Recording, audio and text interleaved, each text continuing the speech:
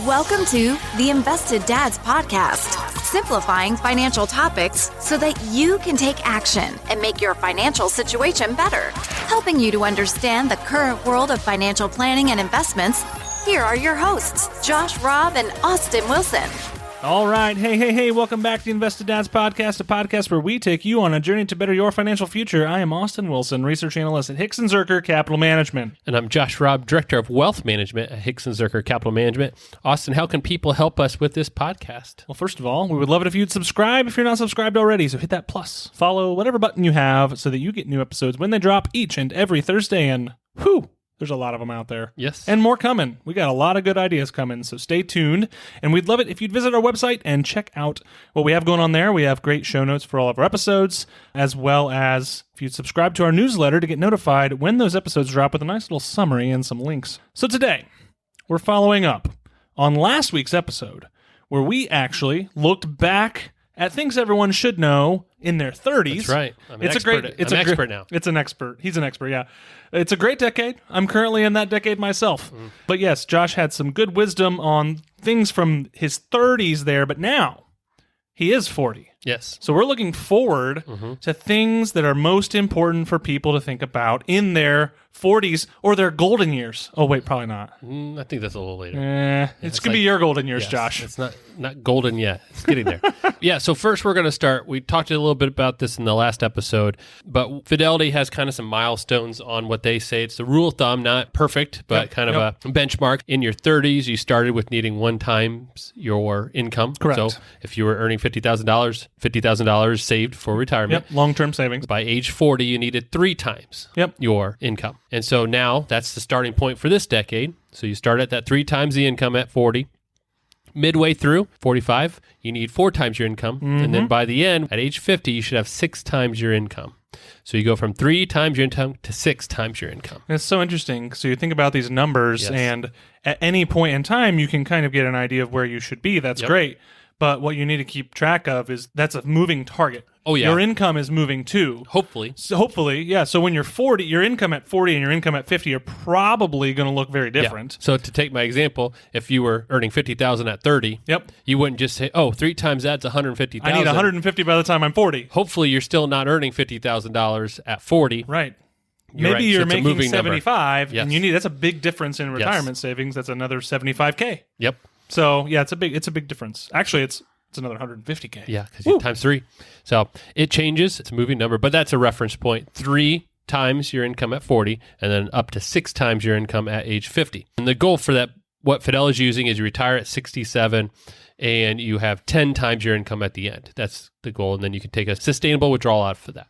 All right. So I talked to some people who are a little more experienced and wiser than I am, and that is the nicest way you could have put that. I mean, no one can get offended by that. It is true. And I said, hey, if I'm a person heading into my 40s, what are some of the things I have to look forward to? Yep. What are some of the things I should be aware of or be looking out for? And just some thoughts, similar to what I just did looking backwards. Absolutely. So I got some stuff. I got about 8 ideas or thoughts. So many. Yeah, 2 per decade there. 2 per decade. Yeah, I just realized, too, when I was doing the math, I'm actually entering my 5th decade. Right. You've completed 4. I've completed 4 in my 5th. Yeah. Seems like a lot. It's a lot of decades. It's a lot of years and days. All right. So we're going to start and just jump through some of these. We both have been able to experience this from the outside. Both our parents went through their 40s. And so we're able to see that as probably the ones that were causing the stress in their life during that time frame. But my first one is life will be busy. All right. As if it wasn't in That was 30s. A continuation of the 20s, 30s, 40s. I think it continues through the 50s and 60s too. But it's a different kind of busy. Kids are going to cause a lot of your time to be eaten up. Oh, yeah. But it's going to be a little different. So in your 20s and 30s, depending on when you start having kids, they're young and they require a lot of your time just to maintain their life. Right? Just feed to keep them, change them, them, there, get them to sleep. Yes, all of those things I'm doing right now. And I'm going to reference my life here as I talk through some of these things. But between my 40s and into my 50s, my oldest is going to then be 23 years old. When you're 50. When I'm 50. Yep. So I'm going to transition through his high school and his college. Oh, yeah. For this next decade. He'll be on his own after that. Yes. And then my younger ones in the middle, they'll be through high school or in high school at that point. And then my youngest, who's 5 now, will be 15 and heading into high school briefly. Good luck with that. Yes. So kids are going to be busy though. They're going to take a lot of my time, but it'll be more activity driven than it will be just, taking them to all the little things that you do. And so that's great. But the plus side to that too with our busy life is that, you got to prioritize. And that was one of the things people I was talking to said was watch your work-life relationship. Oh, yeah. Because you can't can do become everything. Overwhelmed with one or the other, and it's a balance. It's a hard balance. You only have 100% of you. Yep. You can't overextend because true. you can't do everything well. Yep. You can try to do everything, and you're just going to do bad try. at all of Yep. them. Along with that busy lifestyle, careers, they'll continue to grow and evolve as you are getting more and more experience through your years of being in the workforce, whether you switch different types of careers, all that stuff, but you have experience. And so you'll be very busy with life I hope in general. to continue to see your career evolve here at Hicks and Zerker Capital Management because you've had a good run. You do some cool stuff. And I enjoy it. I love what I'm doing. We're hoping to keep doing the same thing through this next decade. That's right. Now, I just said life will be busy. My second point is you're going to have more flexibility with your time, which sounds counterintuitive. Busy with flexibility. You're busy, your time gets busy. Yeah. But the other side of it, and this comes back to your kids, is they can be their own babysitters at some point. Man. That sounds great. I'm at that stage now where my oldest is 13. He's starting to be able to be self-sufficient. He can do stuff on his own, and it gives you more freedom. And then once you have a driver in the family, that helps alleviate some of that stuff, running people around to and from. So you do get a little more flexibility with your time. The other side of that too is, again, with more experience in your career, you potentially have more vacation hours and more vacation days accrued so that you can take different types of trips than you used to. Right. It used to be a lot of your vacation days were used up for your kids, and sick days sometimes eat into vacation days just because of you at that time of your life when you're there. But now when they're older and they're doing their thing, maybe you have more opportunities to reconnect with your spouse and do trips that way. I mean, and you got to get a little bit of a head start on that because you took a fun trip for your 40th. We did. We took a little trip. You did just Jamaica adults, action. no kids, and it was great. You're making me jealous. Yes. Yeah, that is awesome. So that's number 2. Josh, number 3, you wrote down here. Yes. You may be taking care of your parents more. Yeah, so you actually enter into what some experts are calling the sandwich generation. The sandwich. Not because that's what you're taking. Dependence your on lunch. both ends. Yes. It means that you're still taking care of your kids, and potentially you may need to start helping with your parents as well. Right. And so that 40s and into the 50s as well. But that time period is where you're kind of being pulled on both ends of, again, your time being busy is you got demands on either side, depending on how old your parents are and how old your kids are. Yeah, but I know your parents, they're for. not slowing down. So No, and again, it may not be that they're living with you, but again, you look at that, they're probably going to be in their 70s at that point, somewhere in that range. If you're, if they had you in their 20s and you're 50, that just math, that's how it works. And so that concept is that, well, okay, in 70s, potentially there's just health issues or just in general, just more help needed. Maybe it's just more conversations that you're just starting to prepare for what's going to come in the future. So it's just your responsibilities increase on both ends. Parents becoming one of those. Number four, milestones. 40s. You're going to see a lot of milestones. Again, I talked about my kids. You're going to see graduations, college, potentially graduations from there, and entering the workforce, being adults, moving out. You're going to see milestones with your career. You're going to cross big steps. Your anniversary, you're going to have a 25-year anniversary in there. Yep. So that's a big one, too. Yes. Yeah. So Lots of milestones. You're going to see a lot of those kind of points in time that you had been looking at forward and say, oh, man, when we get there, some big numbers. You're going to cross some of those. And so along with those busyness, the careers, the changes, you're going to see your friends evolve and change. Your friendships are going to look totally different on the other end of 40s because your time gets very busy. The very important people in your life will still be there. Yep. But you're going to see that kind of narrow down, which is not necessarily a bad thing. There are friends that you have that are there and they're great, but when it comes to really good long-term friendships, you're going to find those out in your 40s. You're going to find the people that even if it's been a while and you haven't connected, you can reconnect and reestablish that, and it just continues on. And you'll get deeper with the ones you already have. Yes. Yep. The good ones. That's important. Yep, absolutely. Yep. So that's halfway through your list, Josh. Yep. By the way, I got you for the next decade. Oh, right. We're going to be right here. It. So halfway through your list, I'm going to break it up. I'm going to give us a dad joke of the week. And I might give you two, depending on how you react to this first one here. So here's the joke. I'm ready. What do you call a fish wearing a bow tie? Ooh, I don't know. Sophisticated. Sophisticated. Like it. I like it. Here's another one for you. How do you follow Will Smith in the snow? His Fresh Prince? Yep, you follow the Fresh Prince. And that's funny because my wife and I are watching Fresh Prince right now. Yeah.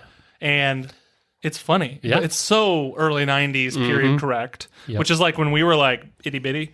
So we're having to like look up some of the cultural references. What are they talking about here? But it's so funny. It's a good show. And, okay, shameless plug here. Yep. Ted Lasso. Season 3 is coming up. Might be out by the time this comes out. Yep. But we are preparing for Ted Lasso, and my wife was shopping today and got me a pair of Ted Lasso socks. There you go. So you may see those running around the office. Might say like, be a goldfish on it or something like that. All right, so we got 4 more. 4 down, 4 to go. We got number 5 here. Things that might look a little bit different in your 40s. Number 5, friendships, Josh. I touched on this a little bit with milestones. When you're crossing those, there's going to be people in your life that will be a part of those, right? And as you're going through graduation, some of your friends will also be experiencing that. And so as you look at your friendships in your 20s to your 30s, and the same will happen in your 40s, it's just going to evolve to really be the ones that are most productive for you, the ones that add value, are the ones you're going to want to keep. But it is also going to be the concept of who are the ones that are also experiencing the same thing that I can talk with, right? Because you're going to be going through a lot of things that you've never gone through before, and I'm going to need somebody there to be able to work through that with, right? Well, think about the list you just went through. Yes. Aging parents. Yes. That's a big one. Yeah. Hey, friend, you're going through this too. How are you managing this? Or, hey, my kid's going off to college or graduating college or getting married. Who knows what that looks like? Those are big things. Yep. So, yeah, that's good to have someone in your corner who's even maybe in the same phase of life or a couple years ahead who just went through it, so you can just kind of run some ideas and thoughts and feelings through. Yeah. And there may be some reconnecting because, again, the 30s are crazy. Yeah. And so in the 40s, you may be able to reconnect with some of those friends that just life got busy. Yeah. And then you can kind of reconnect and grow those again. Mm-hmm. All right, next one, number 6. The last couple are finance related. I got to include some of these things. I know. All right. So the first one of those is be more serious about retirement savings, right? You're only going to have a couple decades left, and you're going to need to get serious, especially as you are going to be transitioning out of some of the more expensive periods of your life as the kids graduate and move out. You may see some additional cash flow as your income continues to go up through your job and increases in salary. You're going to have that. But being serious about how much you're saving is very important. Again, we talked about those kind of milestones. Numbers, from 3 times your income to 6 times your income. It's a big increase. And so you got to make sure you're saving along the way to do that. A couple things I noted here. When you're serious about retirement savings, do not use retirement assets for college. Never. The reason, and we see this a lot with our clients and we're talking through with them, I always say there's more than one way to pay for college. There's only one way to pay for retirement, which is through your savings. Right. And so, college, there's all different ways of doing that. Concept of trying to make back up, it's so much harder in your 40s and into your 50s to catch back up if you're behind on retirement. So get serious about it. Be very diligent about what you're putting away, where you're putting it away, because again, with income increases, it becomes some tax planning issues.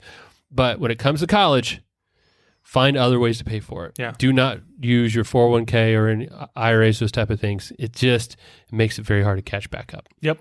I will say, as expenses go away, college is the big one. If you're saving for college with your kids and then they go to college, don't absorb that extra money once they are done, right? Put that towards savings. Yep. Next one kind of goes the other side of it. So be serious about your savings.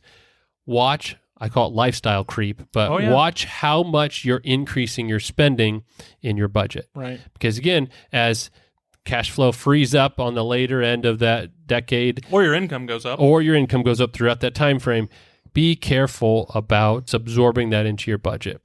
Again, especially when you're young, I think you get caught up in seeing somebody else doing this or having this, and you kind of are chasing after, what your neighbors are doing. The house or the car or the vacation. Yeah. Hopefully in your 40s, you kind of have got that out of your system, have matured to the point where you're saying, I don't know if I need that.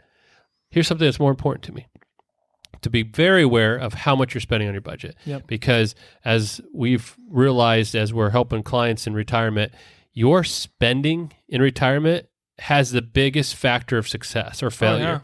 More so than how much you're saving, all that, how long you work. Your spending in retirement is a huge factor to success.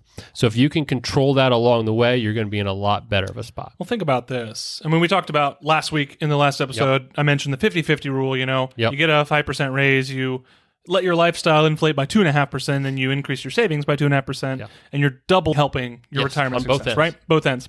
Well, think about that example of, say, you get a 4% raise per year throughout your entire working career on average. You've done a pretty good job. You got a consistent 4% raise. Well, compounding works for that too. Yes. And at the very end, you will have a substantially lower budget if you don't let that entire increase flow through to your budget. And that is just so much less to replace with money that you've saved. Yep. So it's the power of compounding works in so many ways. It can work against you, though, and that's when it comes to your spending. Yes. And I actually had a chart on that, and I was trying to pull it up for you while you were talking, and we looked at that 50-50 rule. And so the concept is just, if you just have income, and let's say you're saving 10% of your salary, and you keep getting income increases, you get a 2% raise, 4% raise, whatever, your savings goes up because 10% of $50,000 Exactly. or 10% of $52,000, you're saving more. Yep. But like you're saying is if you take a portion of that increase and don't let it go to your savings, you're going to increase your savings both in dollar terms and in percentage terms. The percentage is key. Yes. Because dollars, you're going to make more dollars, which means you're going to save more, which is great. But that keeps the percentage fixed. Yep. And that percentage, ideally, you need to grow. Yes. Especially as you get a little bit older and you've got more expendable income. That percentage, you need, ideally, we talk about things like, get up to that 20% of your income rule to be putting away. Yep. Well, you can't just do that overnight, right? Yes. It's after your 30s maybe where you're able to start getting up to those numbers, and it's only through percentage increases, not dollar increases. Right. Yep. So I'm just going to walk it through. It's hard to talk when I'm talking. If you see these visuals, it's a lot easier. But if we have two people and they're both earning $50,000, 25-year-old, and they both said, we're going to save 10%. All right. So they start $50,000 is saving 10%, $5,000. Yep. All right. Person one says, okay, every time I get a raise, I'm going to continue to save 10%. All right. Just 10% flat all the way along. All right. So next, if they get and we're going to use a 5% raise just across the board, and they're going to earn 7%. So every time they get a raise, so they went from $50,000, 5% raise, their next $52,500. Okay. So their savings went from $5,000 to $5,250, right? So they're saving more every time. Yeah. When they get to age 65, if they just get a 5% raise every year and they save 10% of that, they'll have accumulated a retirement value of over $2 million. Yeah. Great. They've done well with that savings because of their earnings and the growth rate. But their living expense, how much they're spending, and all I took out of that, I'm not including taxes, just simplified. Their living expense is whatever they have left over after their savings. So, $50,000, they're saving $5,000. What's left is $45,000. Yep. So that's their living expense. Very simple calculation. Long story short, they need to spend $316,000 a year, but a safe withdrawal rate out of the $2 million doesn't get them there. Yeah. It's less. It's a lifestyle creep. Yep.